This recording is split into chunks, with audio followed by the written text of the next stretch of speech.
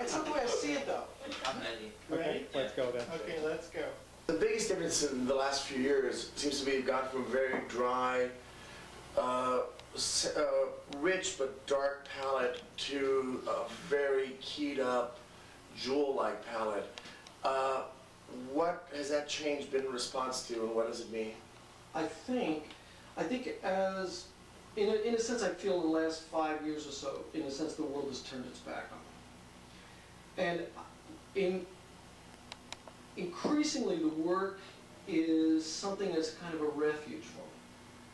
And the way in which the refuge works is, as my mood darkens, the pictures increasingly become compensatory.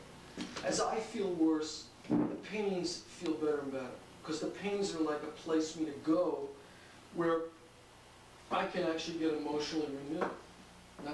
So I've got them cranked up to the top of what I can conceive to crank them up to, because I'm looking for some way to kind of get, you know, a good feeling again. Is that something like the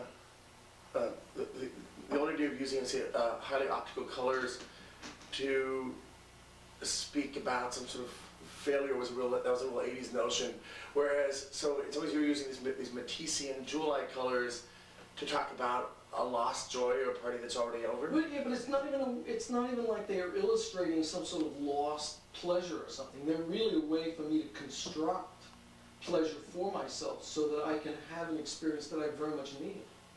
You know, it's like you don't take 2 weeks in Mexico to point out how, you don't do it symbolically to point out how much you miss Mexico when you're not there. You go there because in and of itself it's a pleasurable experience.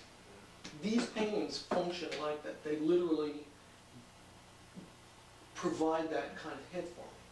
But they're similar sort of joyful to look at, though. I mean, just looking at them, there's real eye candy involved. Yeah. I mean, you walk in the studio and it is really pleasurable. Yeah. So I mean, it's difficult to sort of see the darker side of them. It's difficult to see them as, you know, as painting mood elevators, or.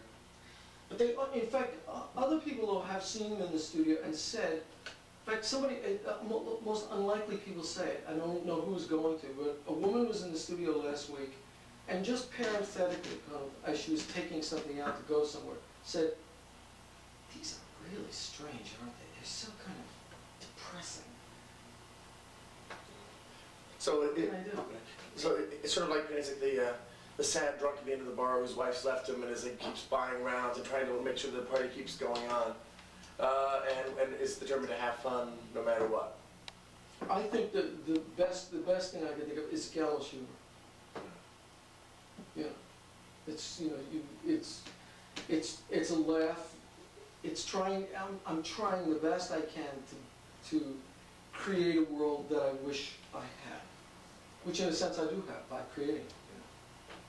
But they also look like they're really pleasurable to make. I always talked about a certain voyeuristic principle on the part of the viewer of an abstract painting, that they are never going to get to be there when it was made. They might get to see a photograph of the person in the studio, and there are certain painters like you, and I think Cora Cohen's a good example of this, where you just think that there must have been this wonderful orgy of paint in the studio, and it just looks sort of like this highly sort of sexualized, Pollock-like paint orgy going on, and that what the viewer gets essentially is to look at the dirty sheets the next day. They get to look at the evidence that this joyous Dionysian activity happened.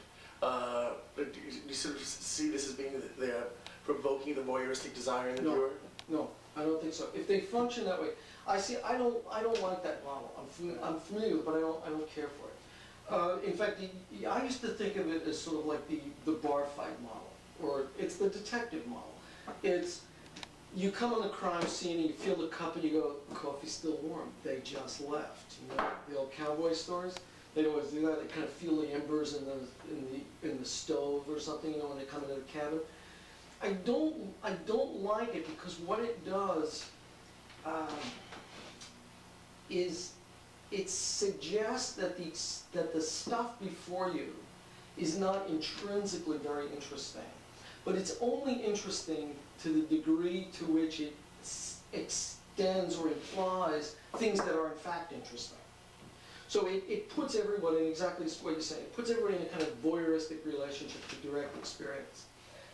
The way in which painting can only finally, I think, be really important is if it will stand on its own.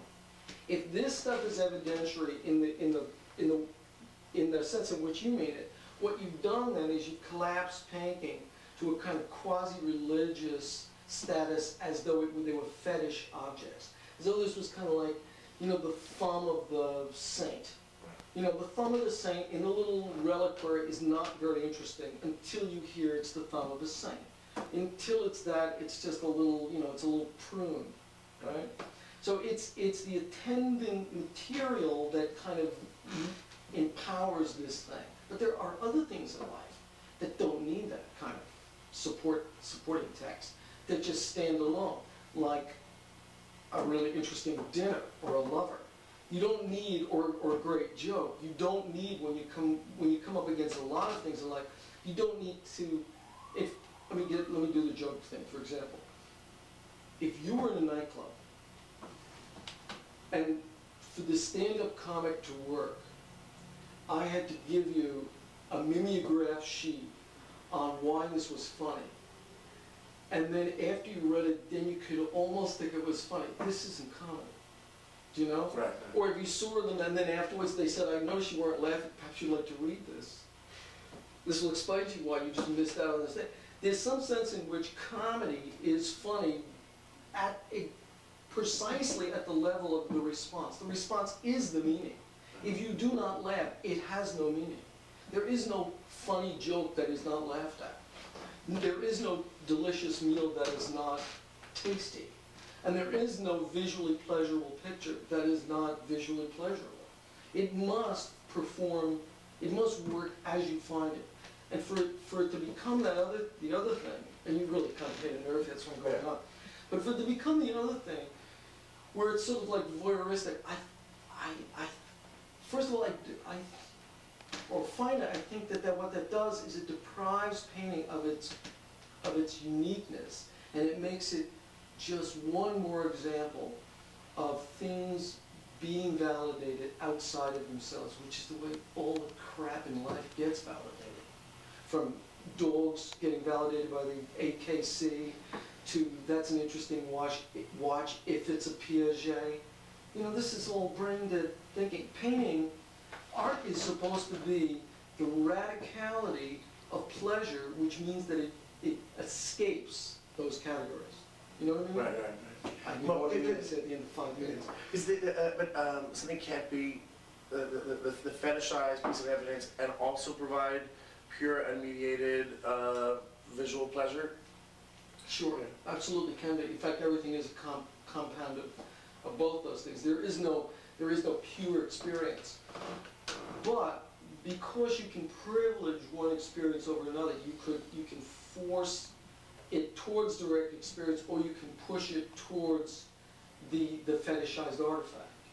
But the work of the late 80s seemed much more art historically referenced because it had those deep Renaissance spaces, and this seems to have gotten away from that. I'm getting like fragments of Goya and some of them, of Ensor and the palette, and those the postcards next to the that.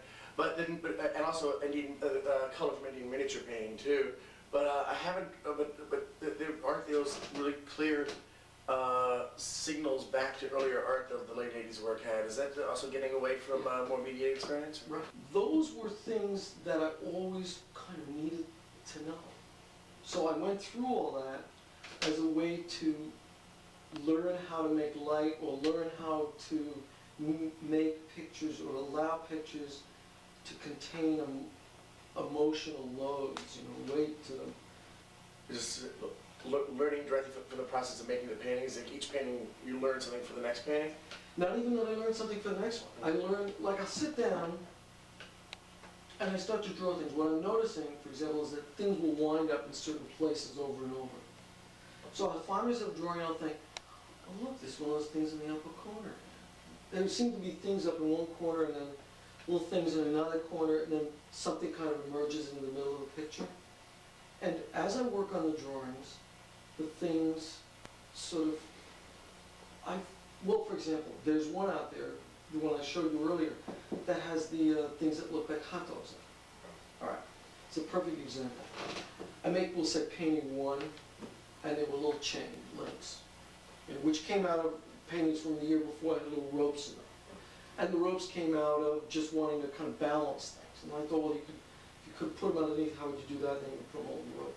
So it kind of evolved. I got up to the chain links, and I was painting the chain links one day kind of rather badly, and they started looking like little hot dogs.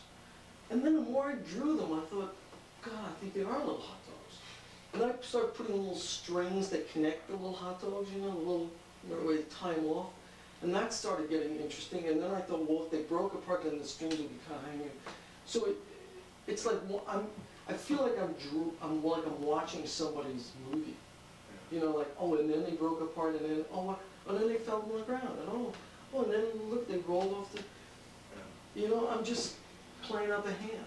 Well, I mean, this is sort of freedom and exploration. I don't know if you would have allowed yourself 7 years ago, because I remember with the lozenges and the templates, everyone was like, oh yeah, that's the telephone shape, or that's the musical note shape. And I remember at the time we were really resistant to those sort of pseudomorphic interpretations, and now you sort of do it, now you're sort of enjoying them and having fun with them. Right, because at that earlier point, when those templates started in 80-something, the early 80s, I literally found making shapes sort of like becoming a daily drag. I get up in the morning and I think, oh, fuck, now I have to make something up. And I didn't really have any ideas for forms. I was starting, and Chris and I wanted ideas to work on, I wanted to work on the light, I wanted to work on the atmosphere of things, I wanted to put things in places, have things happen to them.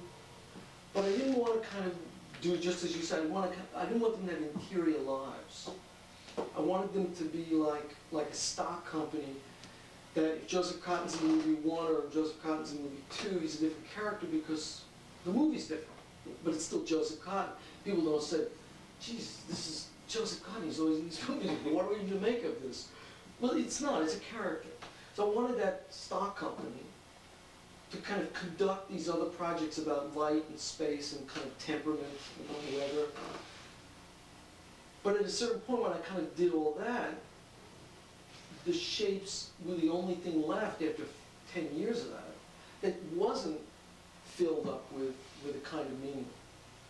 So then they started to kind of list and bend and soften under the needs to be occupied.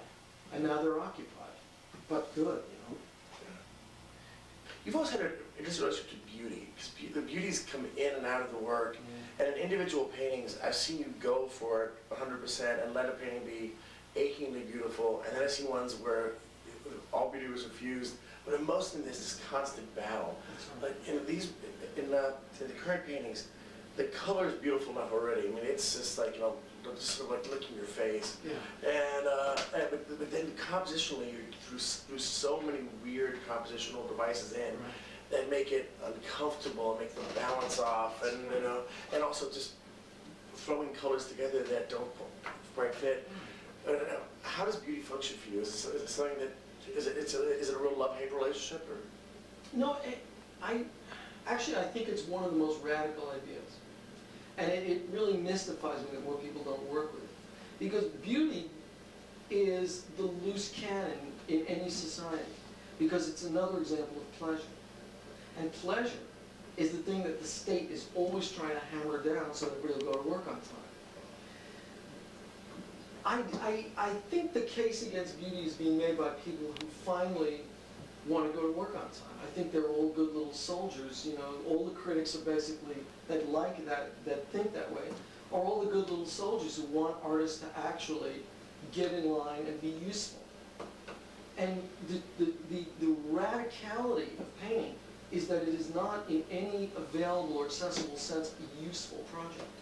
And that's what gets everybody so squeamish about it, is that this thing is off the charts in a way. The degree to which they are not relentlessly beautiful, which I guess is the question, right? I guess it's this conflict. I mean, I'm not aware of why.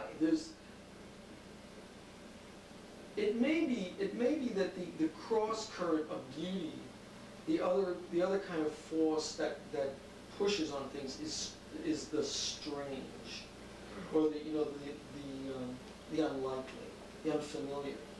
And the beautiful is finally not the unfamiliar. It's the hyper-familiar. It's the paradigm of health. It's the zenith.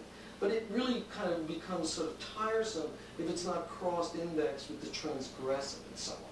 So the pictures maybe are a little about those kind of two languages, you know. So you need the dissonant elements in order so that the beauty can sing. That's right. It's like, you know, the beautiful isn't really eroticized because it's so kind of symmetrical and perfect. The beautiful becomes eroticized when something goes wrong in it, you know? Like when the beautiful person's ears are just a little too big, you know? Then it starts to get interesting because you've taken the kind of, the paradigm and you've just kind of turned it off, twisted it around the corner a little bit. And then you get these kind of odd kind of minor chords going through it. And then the whole thing gets very empowering, I think. Yeah, and also the sort of the odd elements allow for more sort of psychological resonances too, something that sticks with you afterwards. Exactly. Yeah, so the objects don't have psychological resonances if they're purely beautiful because they simply do that. They just kind of, they hit that perfect middle C and they just sit there and you can't talk through it, you can't feel through it because it won't go enough different ways. So you need the dissonant elements in order so that the beauty can sing. That's right. It's like, you know, the beautiful isn't really eroticized because it's so kind of symmetrical and perfect. The beautiful becomes eroticized when something goes wrong in it, you know? Like when the beautiful person's ears are just a little too big, you know? Then it starts to get interesting because you've taken the kind of, the paradigm and you've just kind of turned it off, twisted it around the corner a little bit. And then you get these kind of odd kind of minor chords going through it. And then the whole thing gets very empowering, I think. But you talk about this interest in Ensor or something, like I never thought of Ensor as someone, but just seeing it in your studio, you had a few productions up. So. Makes sense, right? Yeah.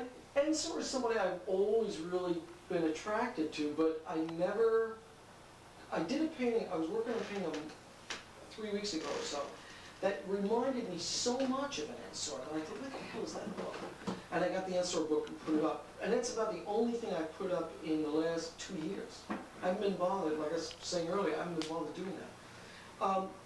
The interesting thing about Ensor is he sits just about the way I'd like the paintings to sit, in that they're Hitchcockian at their best. In that there appears to be a kind of benign text. You know, it's noon, it's Niagara Falls, everything is going well, it's beautifully lit.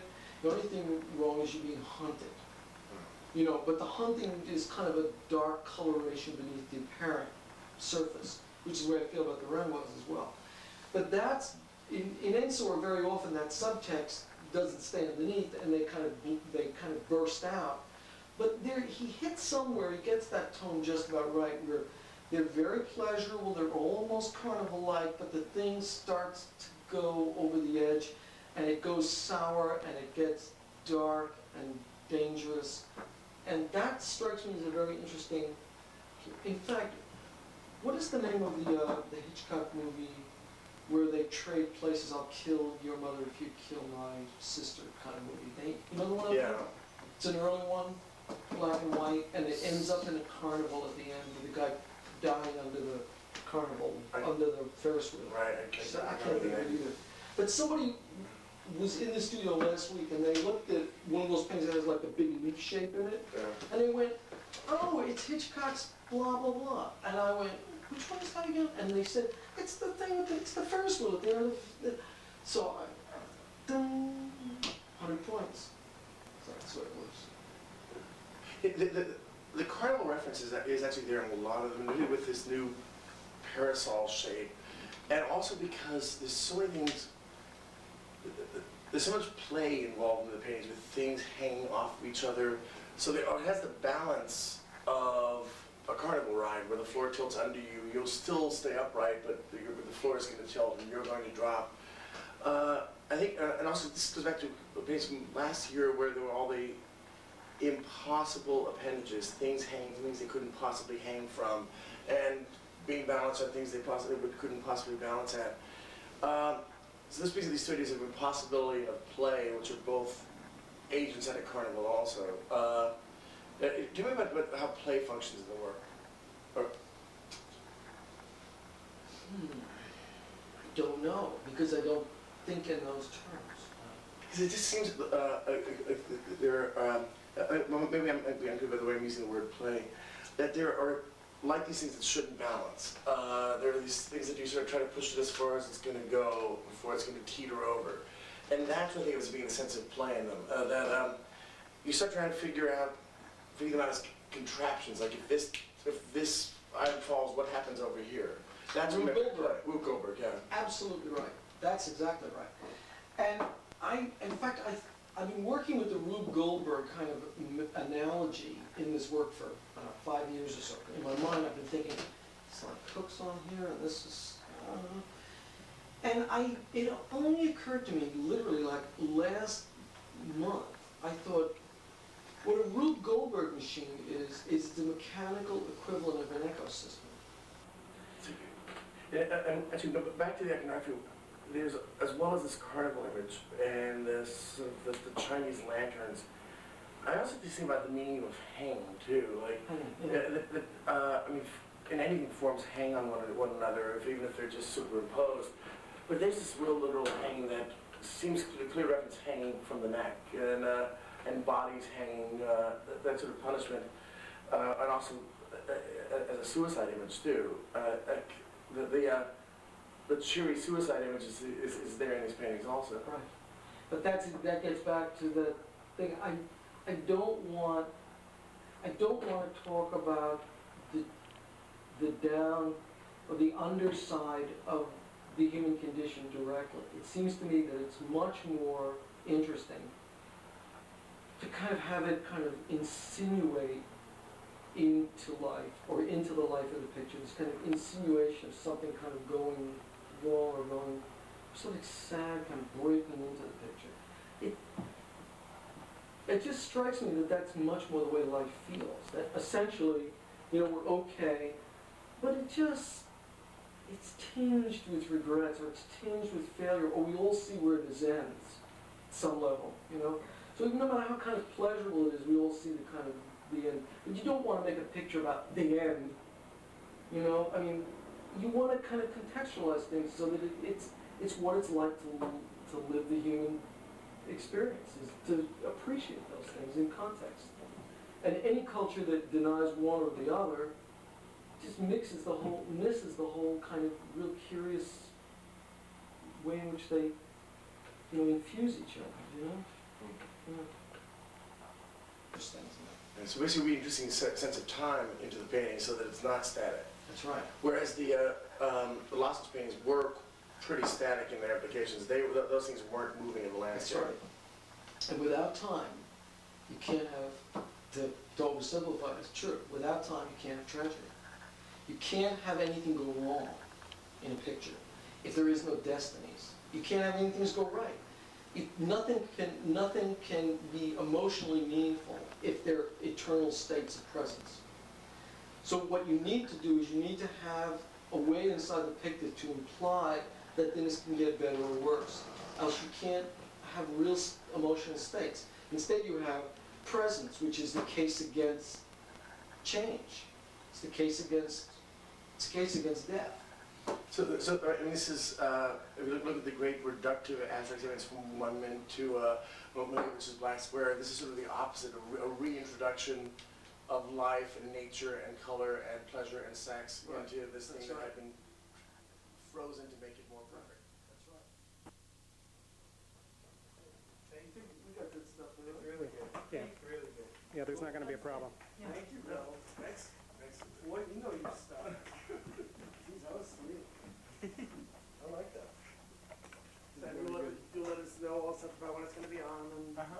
And what was the royalty agreement again? There isn't one. When Michael called me, I said, I have a weird feeling this is going to be one of those NMI things, right? No money involved, and I was like, yeah.